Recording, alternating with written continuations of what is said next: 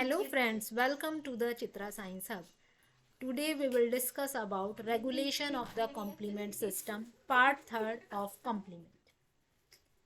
अब हमने पिछली दो वीडियो में देखा था कि आपका कॉम्प्लीमेंट जो है वो आपका माइक्रोबियल इन्फेक्शन से डिफेंस प्रोवाइड कराता है by creating pores in the membrane of the pathogen, immune complex का क्लियरेंस कराता है और एपोप्टोटिक सेल्स जो हैं उनका भी क्लियरेंस कराता है। अब ये जो आपका कॉम्प्लीमेंट है ये आपका मेजर कंपोनेंट है इन्नेट इम्यून सिस्टम का। आपके इन्नेट इम्यूनिटी में ये मेजर रोल प्ले करता है आपका कॉम्प्लीमेंट। अब कॉम्प्लीमेंट में क्योंकि डिस्ट्रक्टिव पोटेंशियल बहुत ज़्यादा है तो इसकी जो कॉम्प्लीमेंट एक्टिविटी है वो सिर्फ पैथोजेनिक सरफेस तक ही कन्फाइंड रहे, वहीं तक रहे, हमारी जो हेल्दी टिश्यू सेल्स हैं उन्हें डैमेज ना करे। इसलिए कॉम्प्लीमेंट के रेगुलेशन की बहुत ज़रूरत है कि आपका कॉम्प्लीमेंट जो है वो हमारी हेल्दी होस्ट टिश्यूज़ को डैमेज ना करे। अब जो कॉम्प्लीमेंट सिस्टम है इसके रेगुलेशन के मेन आपके दो पाथवे हैं, एक है पैसिव रेगुलेशन और एक है आपका एक्टिव रेगुलेशन। पैसिव रेगुलेशन में क्या होता है, हमारी कॉम्प्लीमेंट के अंदर जो आपके कॉम्प्लीमेंट के प्रोटीन हैं वो आपके स्टेबल नहीं होते, हाईली लेबाइल होते हैं, कुछ टाइम के बाद वो खुद डैमेज हो जाते हैं।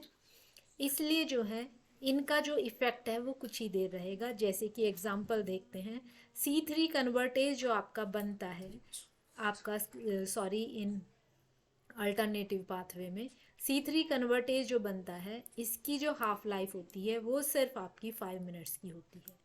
अगर प्रोपरडीन इससे ना जोड़ें तो ये 5 मिनट्स के अंदर ही आपका डिसोशिएट हो जाता है।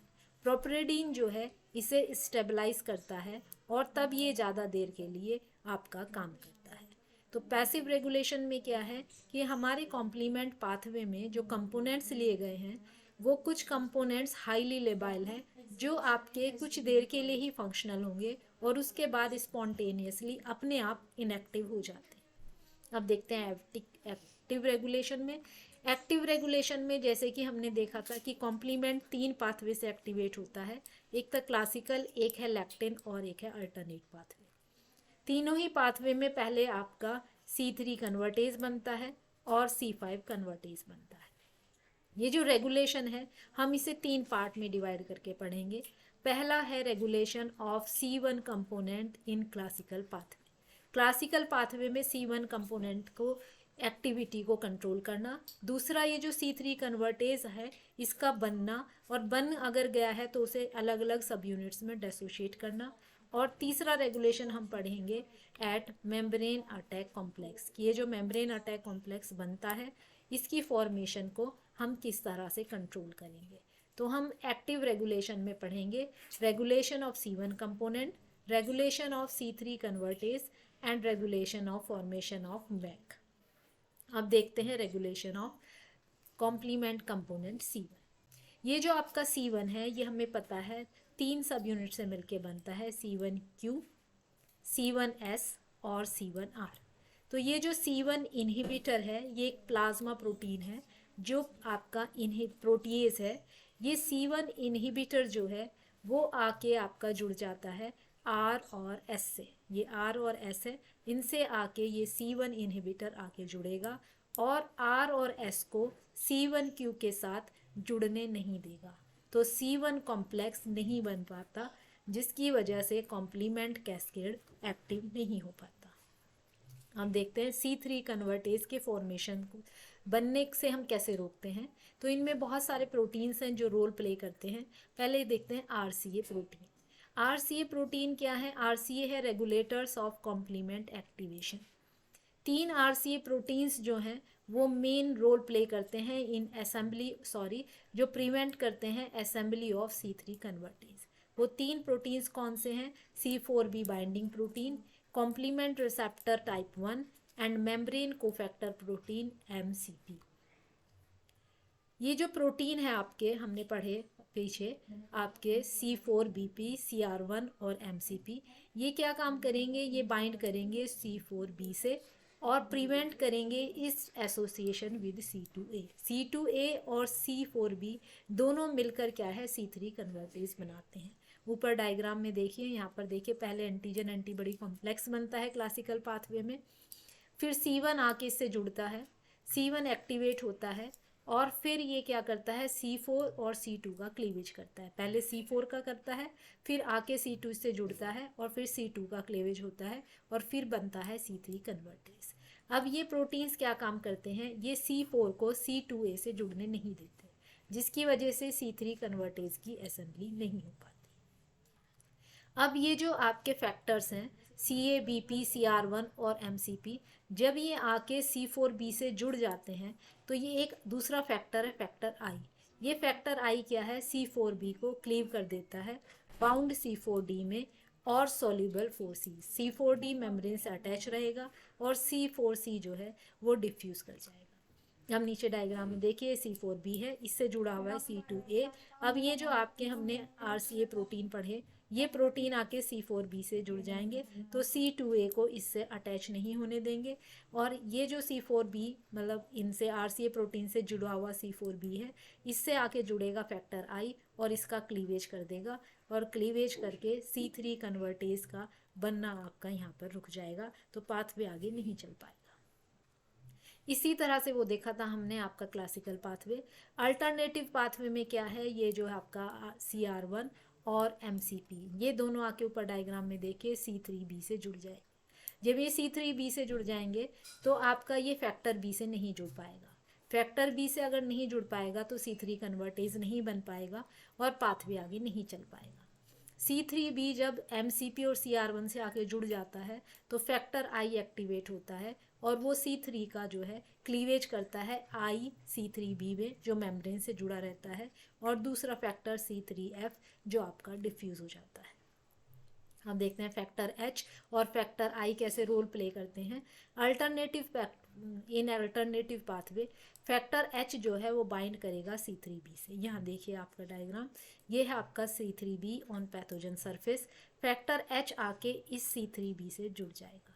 अब जब H आके इससे जुड़ जाएगा तो फैक्टर B से नहीं जुड़ पाएगा।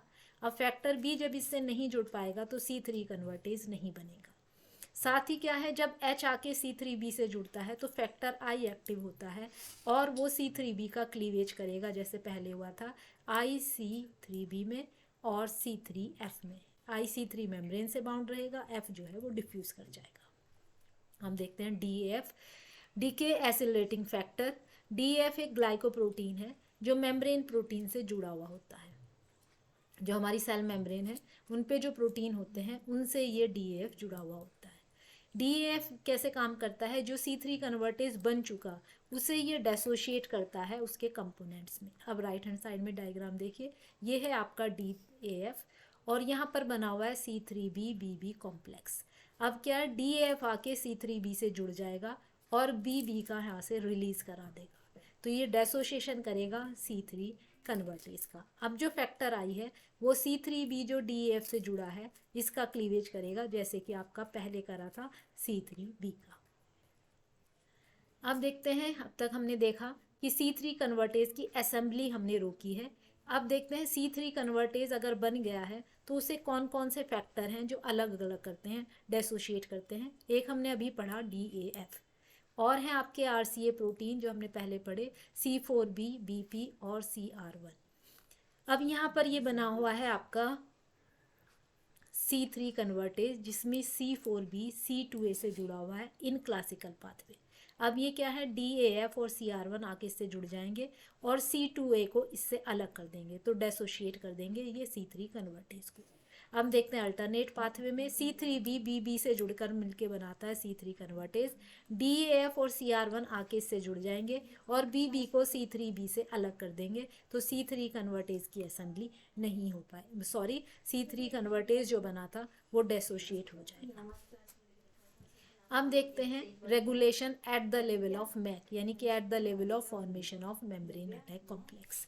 अब एक सीरम प्रोटीन है S प्रोटीन, ये क्या करता है C5, 6, 7 से बाइंड करता है और इसकी अटैचमेंट रोकता है to the membrane of nearby cells. पहले C5, 6, 7 जुड़ के मेम्ब्रेन से बाइंड होते हैं, फिर आके 8 इससे जुड़ता है, फिर 9 आके जुड़ता है और मेम्ब्रेन अटैक कॉम्प्लेक्स बनता है।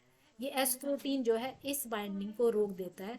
C567 जो है वो नियर बाय सेल की मेम्ब्रेन में इंसर्ट नहीं होता। दूसरा आपका फैक्टर है HRF, होमोलोगस रेस्ट्रिक्शन फैक्टर, और CD59। ये क्या काम करेगा, ये बाइंड करता है C8 से, तो C9 इससे आके जुड़ नहीं पाता और C9 की असेंबली नहीं हो पाती। यहाँ देखिए डायग्राम, ये C5B678, 8 से आके ये जुड़ गया आपका CD59। अब ये C9 आके पहला एक मॉलिक्यूल नहीं जुड़ेगा, जब पहला नहीं जुड़ेगा तो और आके मॉलिक्यूल एक दूसरे से जुड़ के, यानी कि इनकी पॉलीमराइजेशन है, नहीं हो पाएगी। नहीं हो पाएगी तो लास्ट में मेम्ब्रेन अटैक कॉम्प्लेक्स नहीं बन पाएगा।